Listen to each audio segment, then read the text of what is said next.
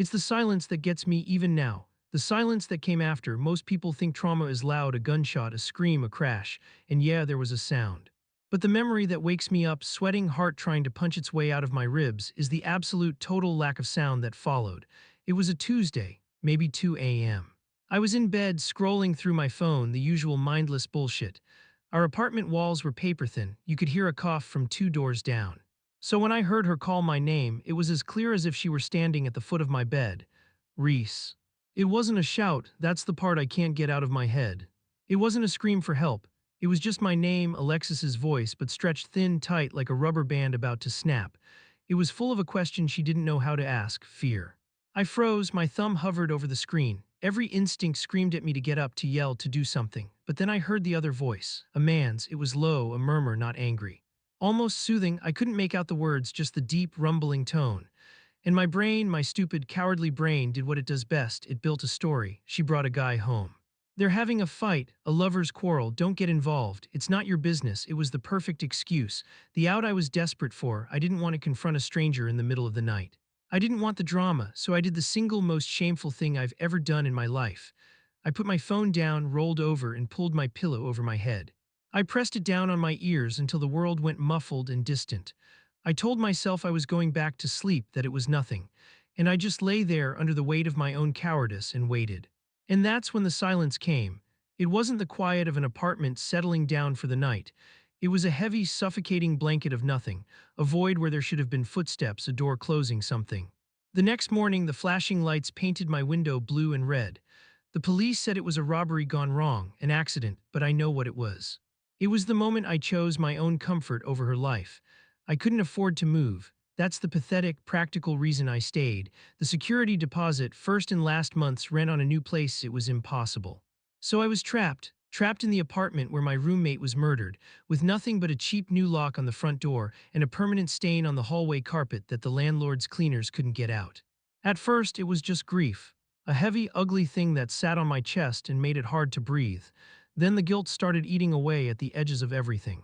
But after a couple of months, something else crept in.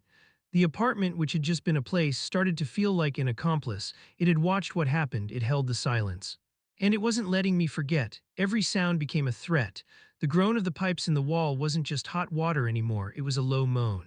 The floorboards in the hall didn't just creak under the weight of the building settling, they were footsteps, slow and deliberate. I started sleeping with my headphones in, blasting white noise, but it was useless. The sounds were already inside my head. I'd wake up in the dead of night, heart pounding, straining my ears in the dark, convinced I'd heard something. A tap dripping in her bathroom. A coat hanger scraping in her closet. I told myself it was PTSD. That's what the therapist I couldn't afford would say, right? My brain was just replaying things, filling in the blanks with horror movie nonsense because the reality was too mundane, too awful to process. I could almost live with that.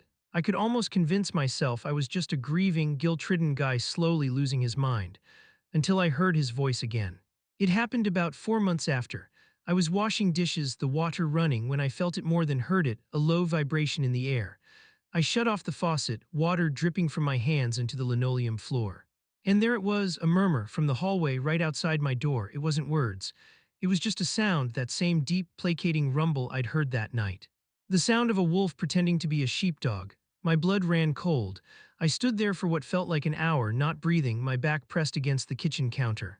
Of course, when I finally got the courage to look through the peephole, there was nothing there, just the empty, dimly lit hallway. It started happening more often after that.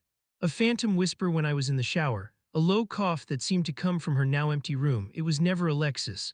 Never her ghost come back to haunt me. I think I could have handled that. It would have felt deserved. No, it was always him, or the memory of him. I couldn't tell the difference anymore. The line between what was real and what my guilt was manufacturing had been completely erased. I was living with two ghosts, Alexis's absence and that man's presence, and I was terrified one of them was going to finally kill me. I finally did what any sane person in the 21st century does when they're losing their grip. I posted about it on the internet, threw it all into the anonymous void of a forum for people dealing with trauma. I didn't use our real names, of course. I just laid out the basic facts, the call for help, my inaction, the break-in, the guilt, and the sounds, the voice. I just wanted someone to tell me I wasn't crazy. That it was just my mind playing tricks on me. Wow, okay, I didn't expect this to get so much attention. Thank you everyone for the kind words. Seriously, it means a lot.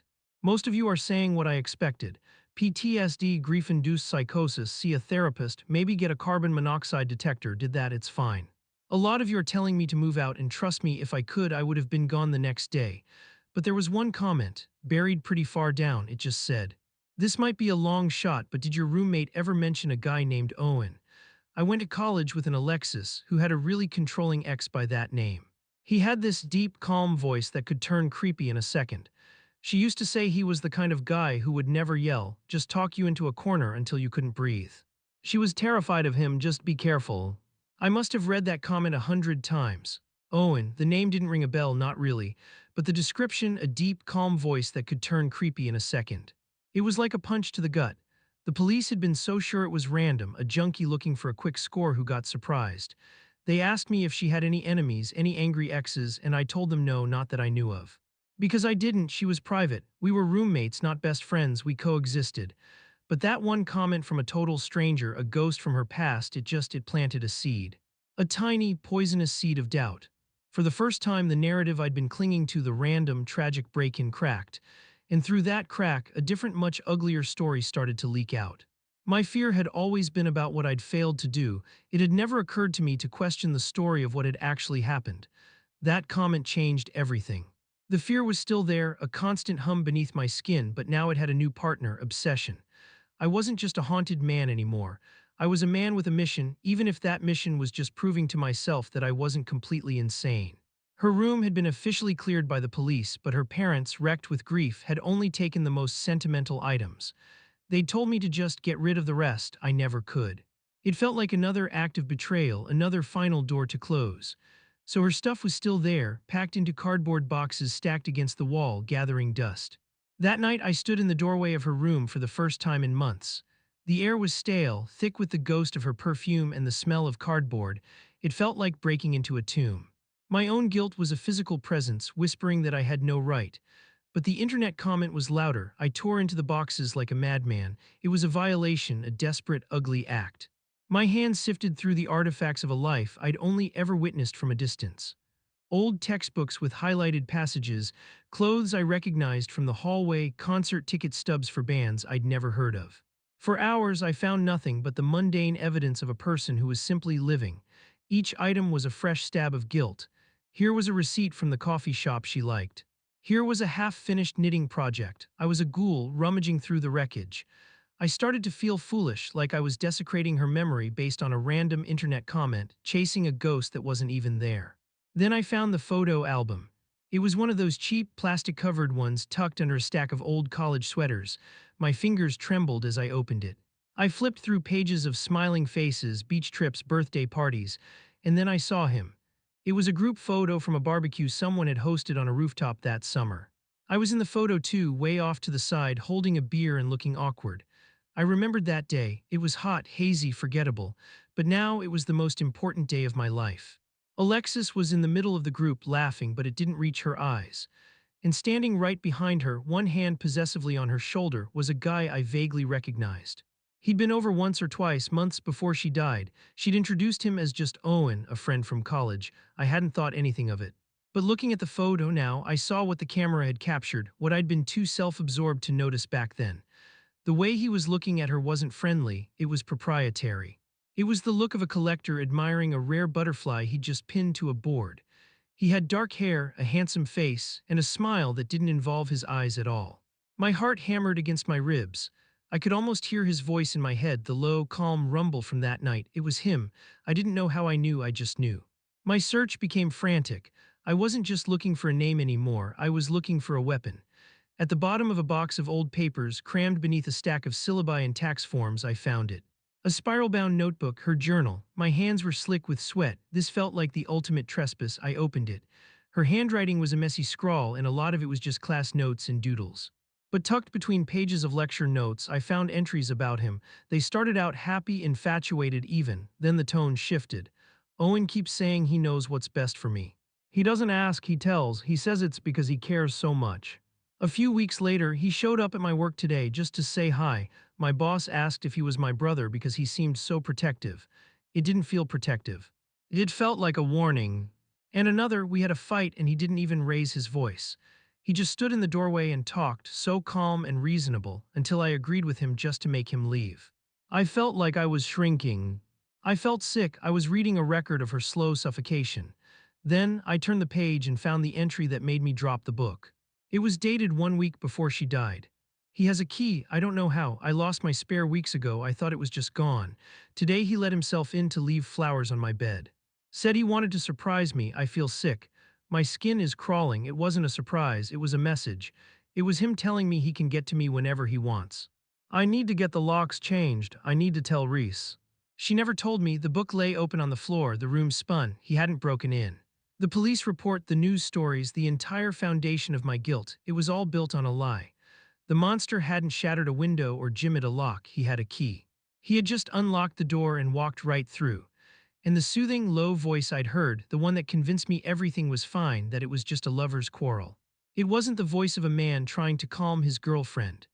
It was the voice of a predator who already had his hand on the cage door, murmuring to the terrified animal inside. Finding Owen was terrifyingly easy. His profile was public on every social media platform imaginable. He looked happy. Posed photos on a mountain, grinning with friends at a bar, a smiling picture with his arm around a new girlfriend.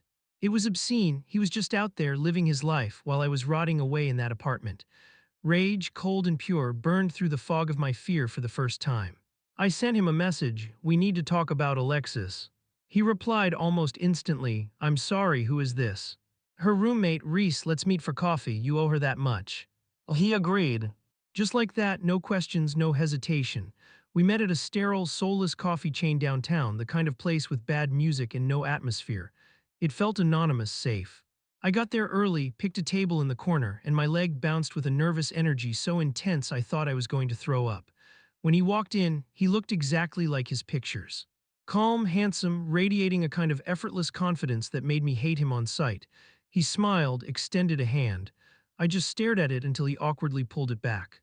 "Thanks for meeting me," he said, his voice the exact same low, steady tone from my nightmares. It took everything in me not to flinch.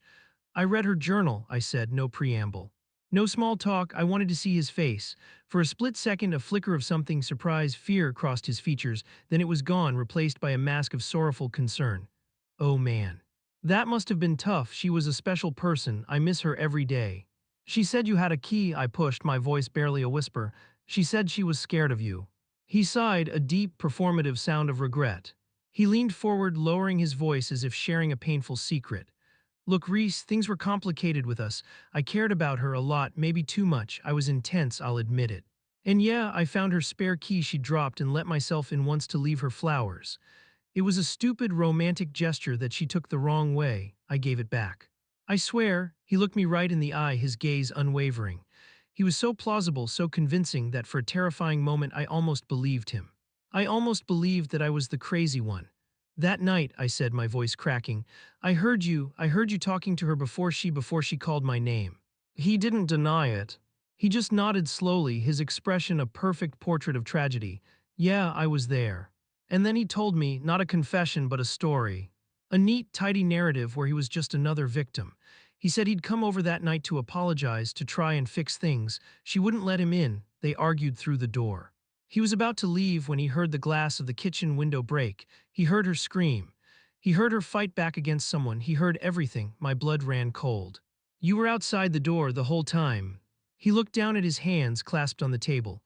I panicked. I didn't know what to do. I should have broken the door down. I should have called the cops right then, but I froze. "I'm not a hero, Reese." He looked up at me then and his eyes were glistening, but his mouth had the faintest hint of a smirk. "And you heard her call for me?" I asked, the words feeling like shards of glass in my throat. He held my gaze. "I did. We both heard her and we both did nothing." He leaned back in his chair, the performance dropping for just a second, replaced by something cold and hard and reptilian. "The only difference is you stayed quiet because you're a coward. I stayed quiet because if I couldn't have her, then nobody could. I'm writing this from a hotel room. I can't go back to the apartment, not ever. I went to the police right after meeting Owen. I told them everything. The journal, the key, his confession, or whatever you want to call it. They were patient, they listened. They even brought him in for questioning again, and nothing happened. There's no proof. It's my word against his. There's no evidence he was colluding with the burglar. There are no witnesses who saw him outside the door. His lawyer claims he was traumatized and confused, that he has survivor's guilt too.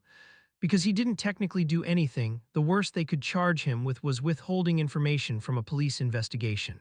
He'll get a fine, maybe probation.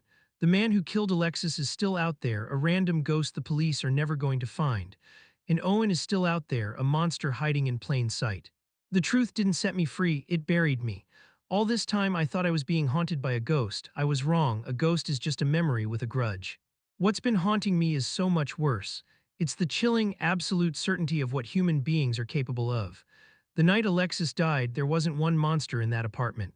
There were three. There was the violent, desperate man who took her life. There was the malicious, possessive man standing silently outside her door, listening to her die and calling it fate. And then there was me, the coward hiding under his pillow who chose blissful ignorance over the life of the person in the next room. I don't hear the whispers anymore. The phantom sounds are gone. There's no need for them. My brain doesn't have to invent horrors for me anymore. The reality is so much louder.